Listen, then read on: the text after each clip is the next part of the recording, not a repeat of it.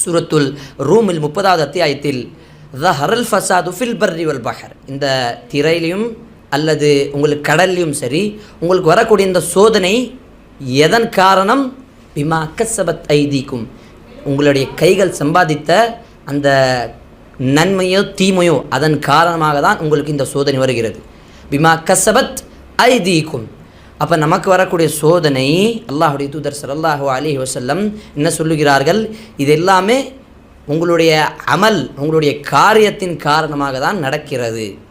இப்போ ஒரு முறை அல்லாஹுடைய தூதர் ஸல்லல்லாஹு அலைஹி வஸல்லம் இந்த மாதிரி ஒரு சஹாபிட்ட சொல்கிறாங்க, ஒரு நபித்தோழர்கிட்ட சொல்கிறாங்க, கடைசி காலகட்டத்தில் மறுமை நாள் நெருங்கும் பொழுது ஒரு காலம் வரும், இந்த உலகம் எல்லாம் அழியும் பாருங்கள். அந்த நேரத்தில் ஒரு காலம், ஒரு மக்கள், ஒரு சமுதாயம் இருப்பார்கள். அவர்கள் நன்மை விட தீமையை அதிகமாக செய்வார்கள். இன்றைய காலத்தில்